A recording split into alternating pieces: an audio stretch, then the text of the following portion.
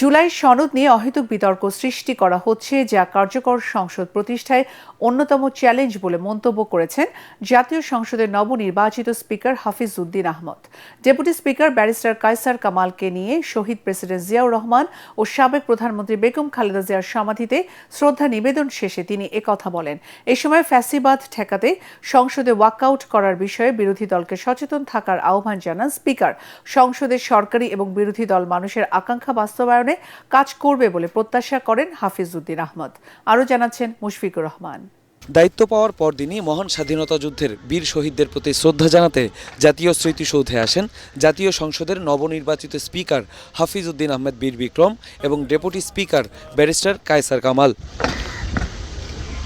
স্মৃতিসৌধের আনুষ্ঠানিকতা শেষে শহীদ রাষ্ট্রপতি জিয়াউর রহমান এবং সাবেক প্রধানমন্ত্রী বেগম খালেদা জিয়ার সমাধিতে শ্রদ্ধা নিবেদন করেন জাতীয় সংসদের অভিভাবক।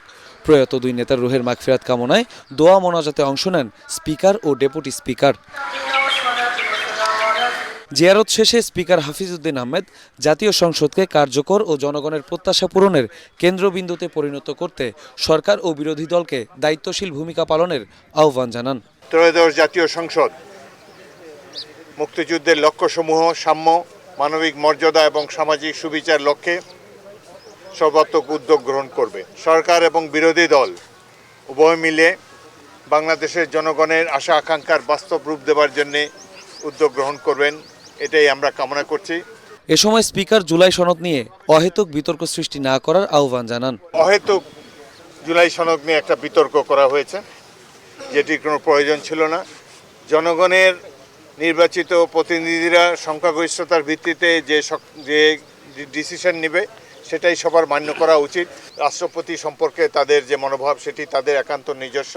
আমরা আশা করব আগামী দিনগুলোতে ওয়াকআউট করার সময় তারা আরও সতর্ক থাকবেন, এমন কিছু করবেন না যাতে ফ্যাসিস্টের আবার পুনরুত্থান হওয়ার সুযোগ হয়। সরকার এবং বিরোধী দল যাতে জাতীয় সংসদে নির্বিঘ্নে দায়িত্ব পালন করতে পারে সেই পরিবেশ নিশ্চিত করতে স্পিকার ও ডেপুটি স্পিকার নিরপেক্ষ ভূমিকা পালন করবে বলেও জানান হাফিজ উদ্দিন আহমেদ। মুশফিকুর রহমান, এটিএন বাংলা, ঢাকা।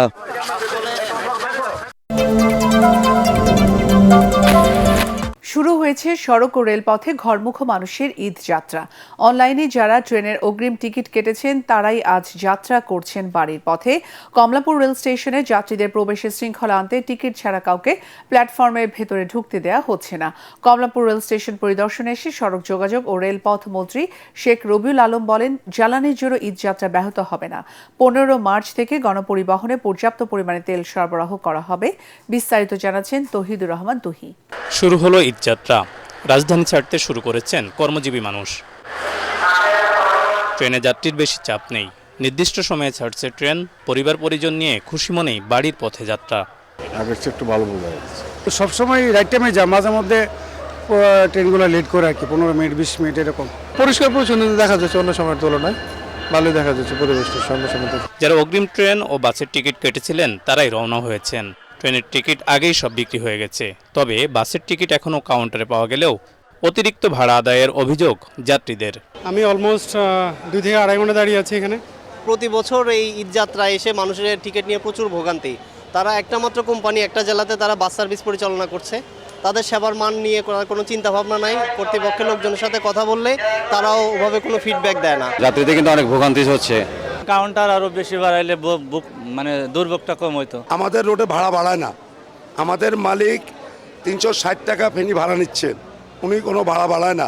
সকালে কমলাপুর স্টেশন পরিদর্শনে আসেন সড়ক পরিবহন ও রেলপথ মন্ত্রী শেখ রবিউল আলম ও প্রতিমন্ত্রী হাবিবুর রশিদ। সাংবাদিকদের মন্ত্রী বলেন, ঈদযাত্রা নির্বিঘ্ন করতে সব প্রস্তুতি নেওয়া হয়েছে। 15 তারিখ থেকে পর্যাপ্ত তেল পাবলিক পরিবহনে সরবরাহ করা হবে, আর তেলের দাম বাড়ানো হবে না, যার ফলে ভাড়া বাড়ছে না আর দুর্ভোগ হওয়ার সম্ভাবনা আমি দেখছি না। শুরুটা ভালো হলেও শেষ পর্যন্ত ঈদযাত্রা নির্বিঘ্ন করতে পর্যাপ্ত মনিটরিংয়ের দাবি যাত্রীদের। তৌহিদুর রহমান তুহি, এটিএন বাংলা, ঢাকা। জ্বালানি সংকট নিয়ে সরকারের পক্ষ থেকে বারবার এ আশ্বাস দেওয়া হলেও তেলের অভাবে রাজধানীর অনেক পেট্রোল পাম্প আজও বন্ধ রয়েছে। ফিলিং স্টেশন সংশ্লিষ্টরা জানান, ডিপো থেকে পর্যাপ্ত তেল সরবরাহ না করায় বাধ্য হয়ে বন্ধ রাখতে হচ্ছে পাম্প।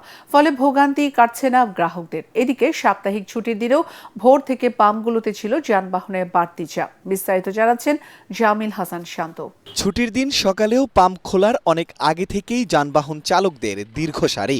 সড়ক ফাঁকা, তবে যানজট লেগে আছে তেল নিতে আসা যানবাহনের লাইনে। শুক্রবার সকাল থেকেই রাজধানীর পেট্রোল পাম্পগুলোতে এ দৃশ্য দেখা যায়।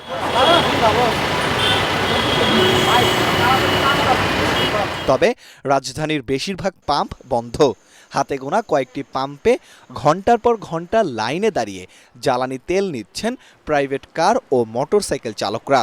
5টা পাম্পে গেলে মনে করেন 4টেই বলে দেয় তেল নাই, ঠিক আছে। আর নর্মাল ওই যে হোন্ডার দোকানগুলো আছে না, ওগুলাতে গেলে বলে 250 টাকা লিটার। চাকরি করি, আজকে শুক্রবার একটু ফ্রি আসছে, ভাবলাম যে আজকে একটু ফ্রি থাকবে, ওই তা তো দেখতেছি না, আজকে দেখি আরও বেশি। সব পাম্প দিচ্ছে না, কিছু কিছু পাম্প রাত্রে দিচ্ছে, আবার কিছু পাম্প দিনে দিচ্ছে। ফিলিং স্টেশন কর্মচারীরা বলছেন, ডিপো থেকে পর্যাপ্ত তেল না পাওয়ার কারণেই পাম্প বন্ধ রাখতে বাধ্য হচ্ছেন তারা।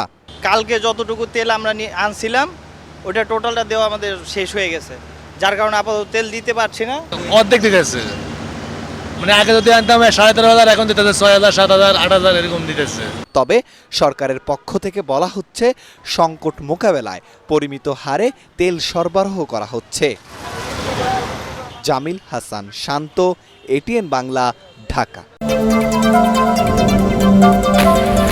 প্রধানমন্ত্রীর রাজনৈতিক উপদেষ্টা বীর মুক্তিযোদ্ধা মির্জা আব্বাসকে উন্নত চিকিৎসার জন্য সন্ধ্যা 6টায় এয়ার অ্যাম্বুলেন্সে সিঙ্গাপুরে নেওয়া হবে।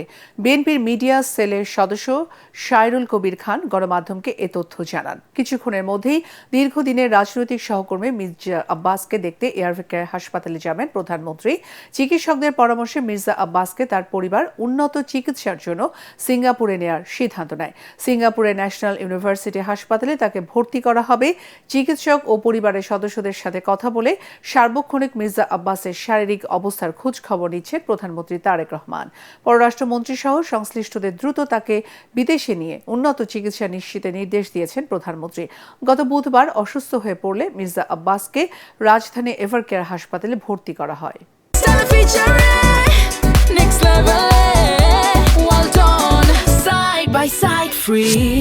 ইরান যুক্তরাষ্ট্র যুদ্ধের অজুহাতে জ্বালানি তেলের পর এবার ভোজ্য তেল নিয়ে শুরু হয়েছে তেলস্মাতি। দাম না বাড়ালেও অধিকাংশ কোম্পানি চাহিদা মতো তেল সরবরাহ করছেন না। এছাড়া তেলের সাথে জুড়ে দিচ্ছেন অন্যান্য পণ্য কেনার শর্ত। এদিকে ঈদ সামনে রেখে বেড়ে গেছে মাছ, মুরগি ও মাংসের দাম। সব রকম মুরগির দাম কেজিতে বেড়েছে 40 থেকে 50 টাকা পর্যন্ত। এছাড়াও বেড়েছে পোলাওয়ের চাল, কিসমিস ও কয়েকটি মশলার দাম।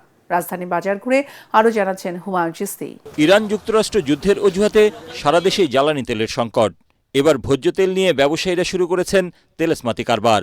তৈরি করা হচ্ছে কৃত্রিম সংকট। এখানে আমার 10 কার্টন তেলের দরকার, সেখানে আমার 1 কার্টন বা 1.5 কার্টন পাচ্ছে। আমরা যদি 5 কার্টন চাই 1 কার্টন দেয়, এর সাথে আবার লবণ নিতে হবে, ডাল নিতে হবে, পোলার চাল নিতে হবে, বাধ্যতামূলক। তাদের অবস্থা খুব খারাপ, কোনো কন্ট্রোল নাই, যার যা খুশি দাম নেয়, এবং এটা মধ্যবর্তী লোকের জন্য এটা একটা অভিশাপ।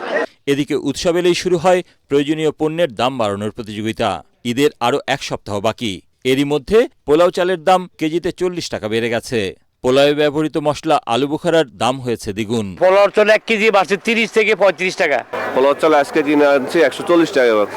আলু বোখারা একটু 1200 টাকা কেজি চলে মার্কেটে। সব ধরনের মুরগির দাম 40 থেকে 50 টাকা বাড়তি। দেশি 680 থেকে 700, সোনালী 350 এবং ব্রয়লার মুরগি বিক্রি হচ্ছে 220 থেকে 240 টাকায়। আমরা তো মুরগি কিনে খামার থেকে, খামারওয়ালারা এখনই জানছে, তারাও একটু পয়সা নিয়ে নিল। গরুর মাংসের কেজি সরকারিভাবে 750 টাকা নির্ধারণ করে দেয়া হলেও কোথাও এই দামে পাওয়া যাচ্ছে না। 1 কেজি গরুর মাংস কিনতে খরচ করতে হবে 800 টাকা। হাটেই মনে করেন 750 টাকার উপরে কিনা পড়তেছে। ঈদে মাছের চাহিদা না থাকলেও সরবরাহ ঘাটতির অজুহাতে তার দামও চড়া। ট্যাংরা একটা দাম করলাম 1000 টাকা কেজি চাচ্ছিল আর কি, তো আমি 800 টাকা বললাম, মানে রাজি না। ঈদের সময় এটা কারণ মাছ আসে কম। বাজার নিয়ন্ত্রণে প্রশাসনের নজরদারি কিছুটা চোখে পড়লেও তা মোটেই যথেষ্ট নয় বলে মনে করছেন ক্রেতা বিক্রেতা সবাই। হুমায়ুন চিস্তি, এটিএন বাংলা, ঢাকা। জাতির উদ্দেশ্যে দেয়া প্রথম ভাষণে ইরানের সর্বোচ্চ ধর্মীয় নেতা মোস্তফা খামেনি হরমুজ প্রণালী বন্ধের ঘোষণা দেওয়ার পর বিশ্ববাজারে তেলের দাম $100 ছাড়িয়েছে। এদিকে ভূমধ্যসাগরে যুক্তরাষ্ট্রের সবচেয়ে বড় রণতরী ইউএস জেরাল্ড ফোর্ডে অগ্নিকাণ্ডের ঘটনা ঘটেছে। ইরাকের আকাশে ধ্বংস হয়েছে মার্কিন সামরিক বিমান।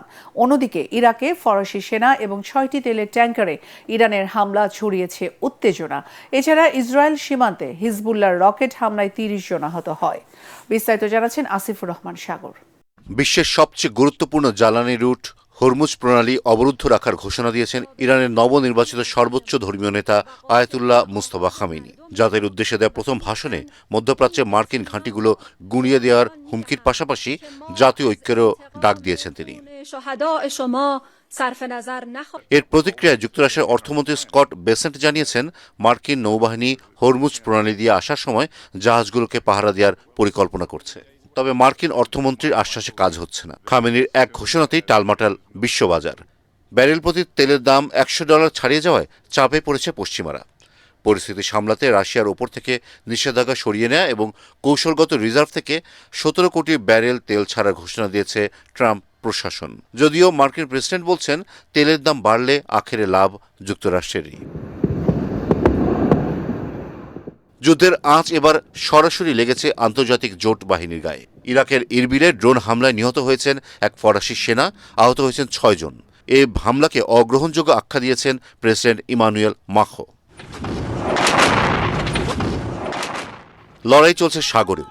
বসরার কাছে ইরানের হামলায় পুড়ে গেছে 2টি ট্যাঙ্কার, প্রাণ হারিয়েছেন এক ভারতীয় নাগরিক। অন্যদিকে ইরাকের আকাশে বিধ্বস্ত হয়েছে যুক্তরাষ্ট্রের KC-135 রিফুয়েলিং সামরিক বিমান। যদিও পেন্টাগনের দাবি এটি কোনো হামলা নয়, বরং যান্ত্রিক দুর্ঘটনা। মার্কিন যুক্তরাষ্ট্রের সবচেয়ে বড় যুদ্ধ বিমানবাহী রণতরী ইউএস জেরাল্ড ফোর্ডেও আগুন লেগেছে। এই ঘটনায় 2 মার্কিন নাবিক আহত হয়। এখানেও কর্তৃপক্ষের দাবি এটা ইরানের হামলায় নয়, ভিন্ন কারণে আগুনের সূত্রপাত। অন্যদিকে হিজবুল্লাহর লাগাতার রকেট হামলার জবাবে এবার সরাসরি লেবানন দখলের হুমকি দিয়েছেন ইসরায়েলি প্রতিরক্ষামন্ত্রী। এই ঘোষণার পর লেবানন সীমান্তের জার্জি শহরে হিজবুল্লাহর ক্ষেপণাস্ত্র হামলায় অন্তত 30 জন আহত হয়েছেন। অন্যদিকে ইরানে ব্যাপক হামলা, প্রাণহানি ও প্রায় 32 লাখ মানুষ বাস্তুচ্যুত হওয়ার পরেও রাশিয়ার রোসাটমের রুশ প্রকৌশলীরা এখনও পারমাণবিক কেন্দ্রে অবস্থান করবে বলে জানিয়েছে। আসিফুর রহমান সাগর, ATN বাংলা।